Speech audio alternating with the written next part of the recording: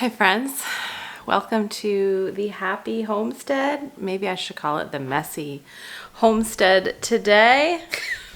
I'm in the midst of my purging and cleaning, and so one of the comments from one of y'all, and I appreciate all the comments I get, I do read every single one, said, are you still purging? Are you still cleaning your kitchen? Because I had mentioned it when I think I was doing the brioche sourdough recipe.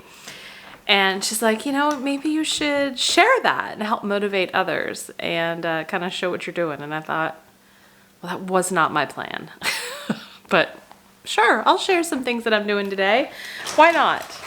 If nothing else, just a chance for us to kind of hang out together and chat. It is really dreary outside. It's probably hard to tell a little bit from your angle. But Hurricane Ophelia has hit the coast of North Carolina, and so we're okay where we are. We're much more inland, but it's a lot of rain today. All of the kids' soccer games and outdoor activities were canceled today, but my husband did just take them to the local high school along with a lot of other children, and they're gonna just run around and play. And I was like, yes, please. Thank you very much. So I can work through this. So I want to share why I was inspired to do this. A couple of different reasons. Number one, I had mentioned that, we hope to build our forever homestead home, start that process in 2024. And when we're just in our daily lives, we are feeling very inundated and heavy with stuff. I think this is, for the most part, a common American problem. I think Americans have stuff that's always just like how much more we can get. The other part of that is homesteading. It's a lot of stuff. You need stuff to make your bread. You need fermenting stuff. If you're doing cheese making, you need the cheese making stuff, right? There's all kinds of stuff depending upon what it is that brings you joy and what you do. And so thinking about building our home and having to move, we've been in this home, we're in 2023, 13 years now. Yeah, 13 years. And and with 2 children, there's a lot of stuff. And so I'm feeling very motivated, very inspired to really purge, clean out and purge. I mean, everything you see here on the counter all came from this one drawer, and I'm vacuuming and cleaning everything out, but that is all one drawer. Now, mind you, I will show you what I've done so far, but I have done all of these cabinets and drawers so far. Today's day 2 of this process. I started this process a week ago, but I work full time outside the house, and so that was a day off that I had to start the process.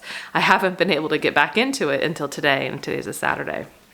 And so really jumping back in and trying to finish the kitchen because I didn't do that earlier. So purging the stuff we don't need to make that process a lot less stressful, a lot easier when it is time to move. And I'm still talking like a year and a half, probably maybe even 2 years out until the actual move happens. And of course, more purging will have to happen at that point. But doing as much as we're doing now, I think just eases a burden off of our mind. It's a very mental and even emotional burden lifted. I remember there was a book said, does all this clutter, all this stuff or all this clutter make me look fat? I forget who wrote the book, but I remember seeing it on Oprah. This is a while ago. And it's so true, right? When we accumulate stuff, it affects us mentally, emotionally, physically.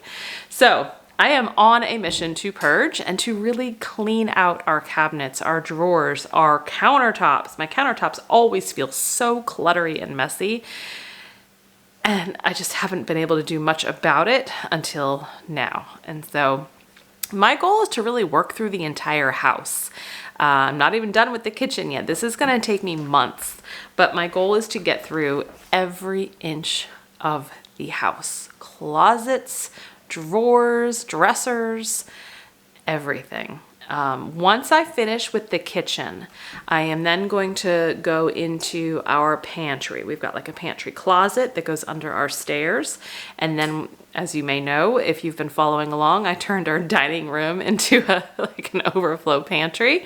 And so my goal was to really get the downstairs done, with the exception of my office. That's probably going to be the biggest and hardest one to do.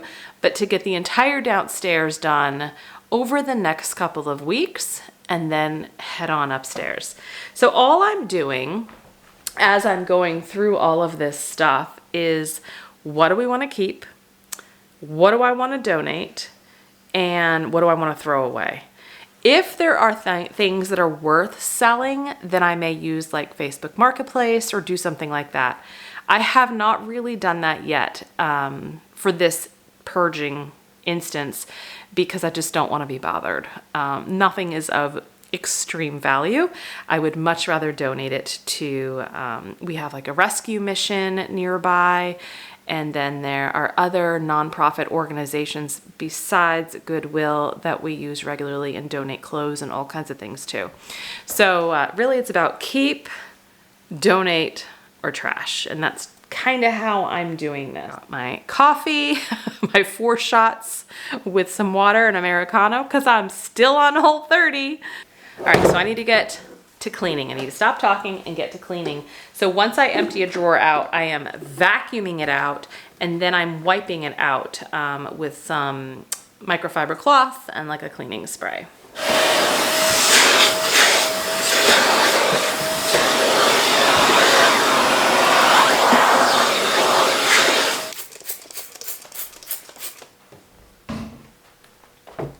Oh, I should also, while I'm doing this, mention, right, there were a couple of things that inspired me to do this. And so, oh gosh.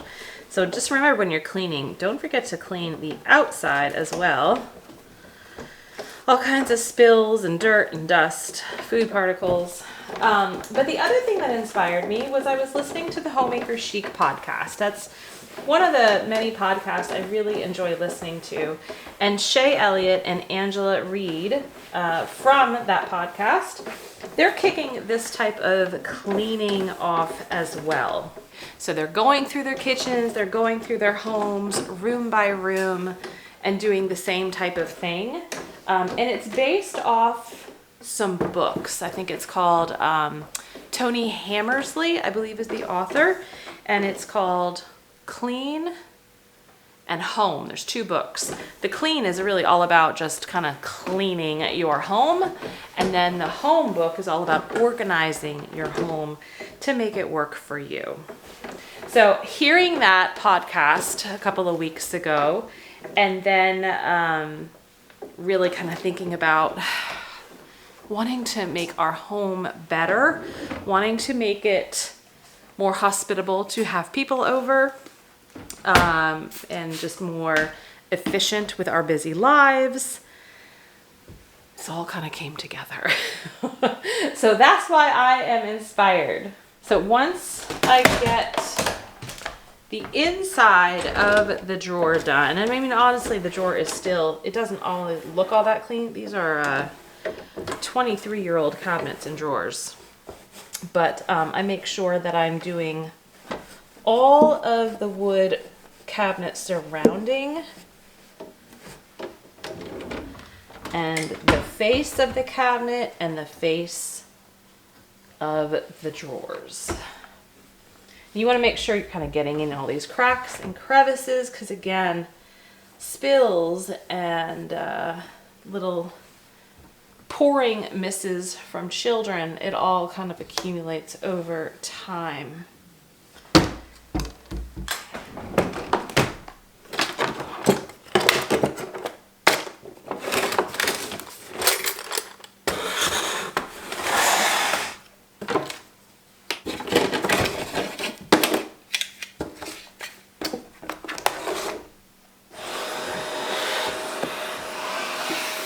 But I think when you're tackling such a monumental task, whether it be cleaning and purging your entire home, or maybe your garage, or, you know, I don't know, your closet, right? There's all kinds of things you can tackle that can get overwhelming.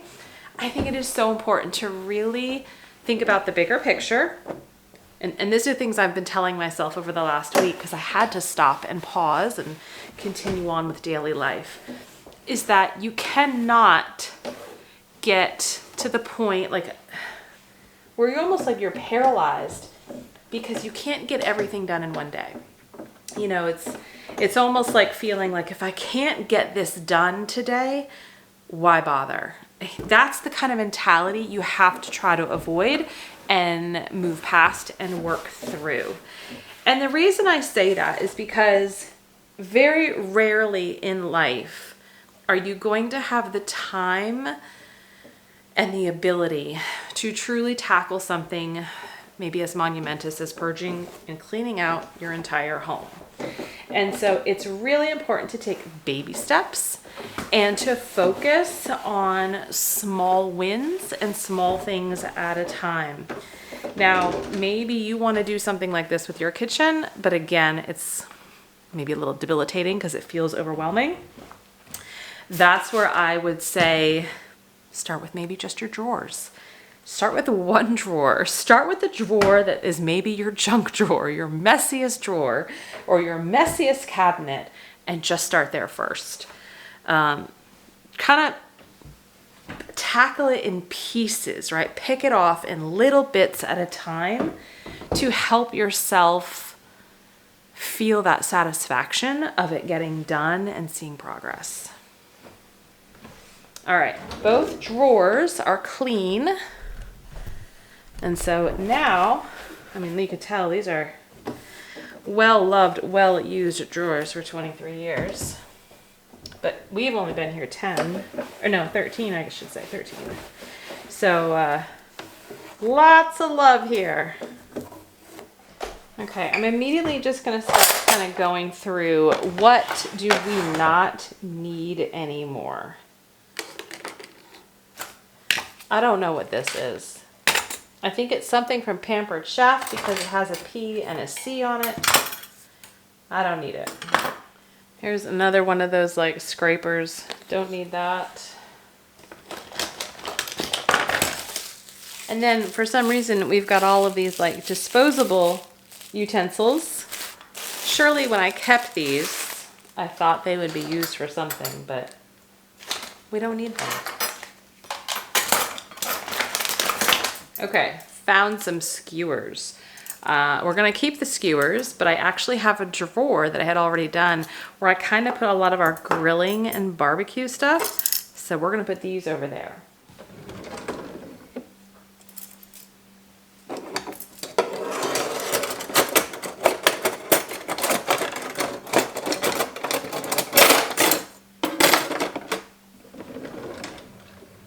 So I've just been trying to organize things by group.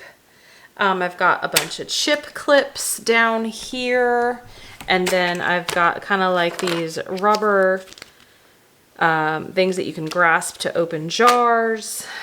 I've got a handful of items that I'm gonna donate. I think this is a fondue fork. I haven't owned a fondue pot. I don't know that I ever have. Where that came from, but these are the things you need to kind of start parsing through because you'll probably be surprised at what you find. I'm not tackling in here yet. I'm trying to go through all of the loose items first.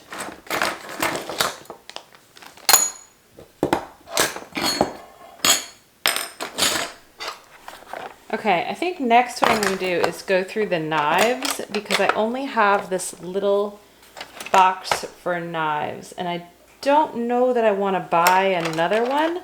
I'd rather just kind of parse through what we have.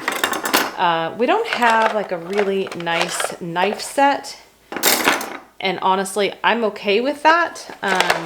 We just have a couple of random really sharp good knives, but I don't want to have duplicates that we don't need. And when you're doing this kind of organizing and cleaning, I think it's also wise to kind of take everything out. I'm going to do that with the utensil trays too and clean it out. So I need to go clean this.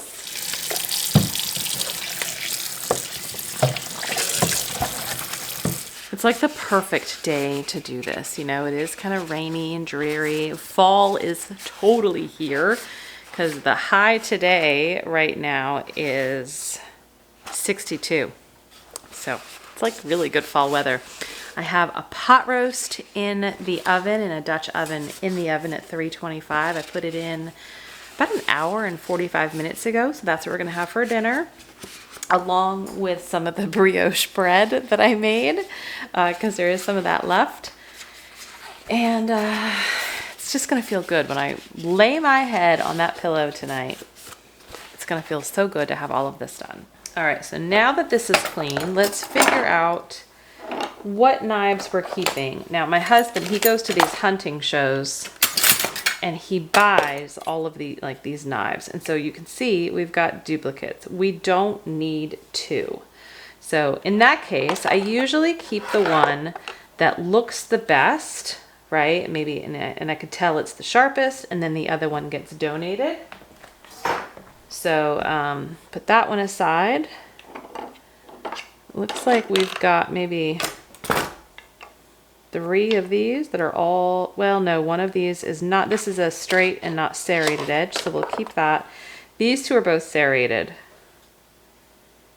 So we'll keep one of those. But I just bought these white knives when we did the chicken butchering workshop with Jason from Sow the Land. That was, what year are we in? 23? It was summer of 22, so last summer of 2022. Jason from Sow the Land and Lorraine, they came up to this part of North Carolina. They're in the western part of North Carolina. They're about 4 hours from us, and they came up here to put on a chicken butchering workshop in the summer. I think it was in July of 2022. And Jason even has a video on it where my husband and I are in the video, in his video. But that's why I bought these, because we were going to butcher our own chickens, part of that workshop. And so these are really good knives. I don't want to get rid of these. Something like that. All right. Oh, here's another one of those steak knives. Let's go right there. Okay. So that, in my opinion, is done. I'm going to set that aside. And I am now going to tackle this. I'm first going to get all of the correct silverware in these containers because I know what they look like. Okay, so I can set these aside for now. I think I'll start with all of these like miscellaneous. These are all the silverware that we had used for our children when they were very young. I actually found a lot of these, like these blue-handled ones at thrift stores, like for a bag for like $1 of them. And they came in so handy. Baby spoons. Like these are the real true like spoons we used when our kids were babies. Oh my goodness. Oh my goodness. This is why we gotta clean our stuff out. This is why.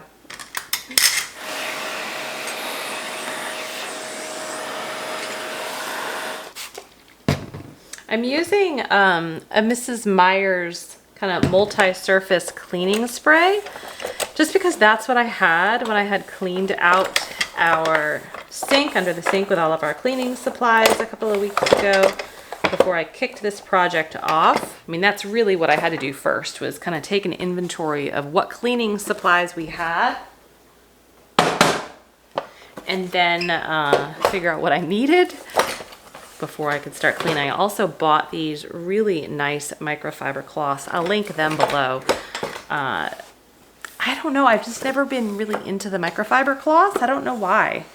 Because I love them. I bought, I think, 12 or 15 of them. Came in a set.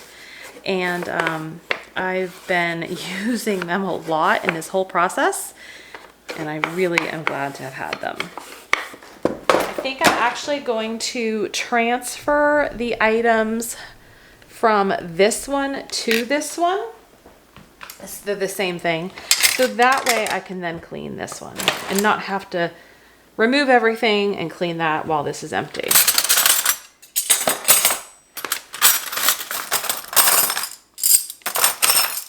And then I also have in here our stainless steel chopsticks and our stainless steel straws.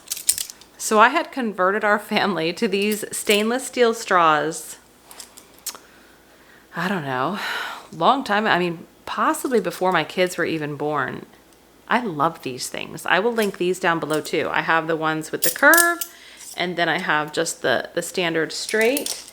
And I have a couple more in this bag that I need to take out, but they even come with like a little pipe cleaner to kind of like clean through them.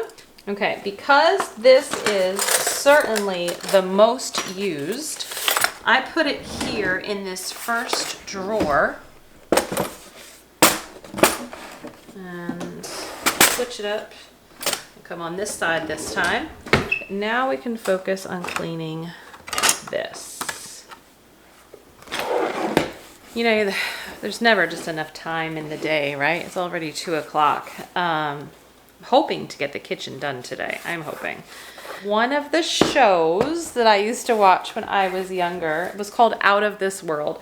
I want you to comment if you know this show and you know what I'm talking about. It was a show of a girl. I do not remember her name at all, actually. I think she had brown hair. This was in probably the mid 80s. And she had the premise, as I say this, you're going to think is hilarious and so stupid. But she had a human mom and an alien dad. But you never saw the dad in the show because he lived in outer space. He had come down, impregnated this woman, and she had her baby. And so it was just her and her daughter. And somehow they got to talk to their dad every now and then through, I don't know, superpowers. I don't know. It was really weird. Anyway, so because this little girl, she was like maybe between 8 and 10, had half parent, half of her parents being supernatural, she had this ability to stop time. I will never forget this. I mean, I remember it obviously so clearly even now today.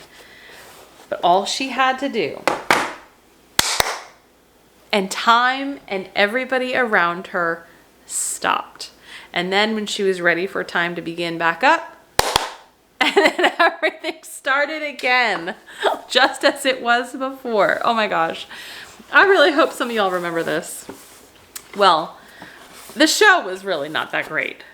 But that concept of stopping time and then allowing it to just kick back in when you were ready, that has not left my mind.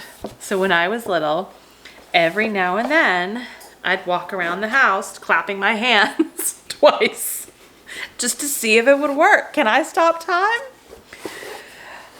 I'm not gonna lie. I probably did it as an adult too at any point. I mean, I may have done it last week. I don't know. Just to test it out. Maybe when I'm in the throes of my kids arguing with me or feeling stressed and I just need time to get things done. Well, I hate to be the bearer of the bad news here, but it doesn't work. We have to figure out how to get our stuff done with what we have. I'm going to go ahead and get the knives in here just so I can help make a little more room. Put those there. All right, that drawer is full, not too full. I have a lot of empty space back here that I would prefer to not use, because every now and then when you're closing the drawer, right, the tray will move. The tray will kind of go up and down. So I'd prefer to not put anything back there and just leave this as is. I'm leaving my pizza cutter in the bag that it came in only because this is the one thing I do worry about with my children, right? That if they reach in here and this is here, I just don't want them getting cut. So I'm gonna keep that there. And then I've got can opener, some scoops. This is another kind of serving spoon I'll just put with that. This is like a melon baller. I'm actually gonna put that right there. And my potato masher, my favorite tool, which is my opener, my jar opener for home canned goods. That drawer is done. There's a couple of things here on the counter still I've got to find homes for that was in previous cabinets now. Baby spoons. I think I'm gonna keep 2 and put them with my children's kind of memory books and donate the rest. All right, those 2 drawers in the island are done. I only have a couple of cabinets left, but I want to show you some of the progress I had made prior to today and maybe give you some ideas on how to organize some things. So this is our spice cabinet. This is really where I put a lot of our herbs and spices that we use for everyday cooking. Now, this is a very tall cabinet, and so there's 4 shelves. I can't actually reach up to that top shelf without a stool. So up there, you know, I put things that I'm not using as regularly. In fact, these 3 jars right here are sage, chives, and parsley. That is all grown from our garden and freeze-dried. And then I vacuum sealed a lid on top to kind of help keep them as fresh as possible. And then there's some random other, you know, cupcake holders, clear gel, and then I have some sprouting seeds for microgreens. On the 3rd shelf here are some herbs and spices that I certainly use, but maybe not, again, as often as the 2nd shelf. So on this shelf, I've got my garlic powder. Here's some more chives and parsley. And there's sage back there, right? So when that stuff runs out, I can go to the top shelf and get the others. But these are the spices that I am using the most regularly. And then this stuff on the 3rd shelf, still using, just don't need to reach for them as often. The bottom shelf here is where I really kind of did an overhaul. I had jars of spices that kind of went across the entire way. I really condensed them down. I got rid of the ones we just don't need because maybe I had them already in bigger jars. And maybe they're just spices that I just don't use. So I got rid of a lot of that, kind of helped consolidate, and then made room over here for more of like the baking section. With the baking powder, baking soda, vanilla extract. This is whole nutmeg. I don't use ground nutmeg. I like to zest it on a microplane grater whole. So kind of having a lot of those things really easily to grab at any point in time. I also decided to try to consolidate jars and use jars. Like if I have glass jars from something that I buy at Azure, like these, then these are from, is it Jovial? I think it's Jovial's crushed tomatoes, possibly, are all of these jars with the white lid. And so then we wash the jars, take the label off, and then I use them. They are so great to have. So I try to use my herbs and spices with these reusable jars rather than canning jars. Now, there are canning jars up here. There's a couple I can see already. But the goal is to eventually phase them out and use these jars. So my canning mason jars are just for canning. This set of cabinets is what we reach for most with our everyday just eating and dishes in the kitchen. So I really tried to organize this in a way that serves us to have what we need most. I also have these like stainless steel metal shelves that help kind of cut the whole space in half and allows me to actually stack more without stacking on top of each other. You can find those on Amazon. You can find them at a store like the Container Store or Hold Everything. If Hold Everything is still in business, I have no idea. But I love those. There's even one all the way at the top there that helps separate some serving platters as well as some dessert bowls. And same up there. I find they make the best space savers when you have dishes that you really want to have easy access to with maybe not as much cabinet space. And then the last cabinet I'll show you that I did, this is really just kind of our mixing bowls, serving bowls. I have some gorgeous pottery pieces. I love hand thrown pottery. I have some pieces that I made, my own pottery pieces, like this blue one here. Pottery just always, I always just find the handmade aspect of it so beautiful.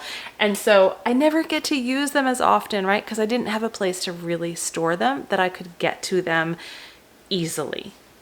And now I do, and I'm so excited. That's gonna do it for today. Wanted to give you a small sample of what I'm up to here in the kitchen. I'm gonna get the rest of these cabinets done. I have that whole area to do. I am not looking forward to that, but I gotta do that. And then I'm tackling the countertops because I really wanna get the counter cleared. Now I have some fermented peppers on the counter. I have some kombucha on the counter. I have mead that I've been fermenting for 5 months now. That's gonna be ready to be bottled. So I'll have some things that will clear, but my goal is to be able to walk into the kitchen and feel totally inspired and not overwhelmed by clutter. So I'll continue to share how this journey goes, but I really want to hear from you. Was this type of video helpful, useful, entertaining, inspiring? You pick the word that would apply to you, because this is a total departure of what I would normally do, but I really did want to share because I had that request. So let me know if this is something you'd like to see more of to help kind of keep your home organized and efficient. In the meantime, stay healthy, stay well, and I'll see you next time. Bye-bye.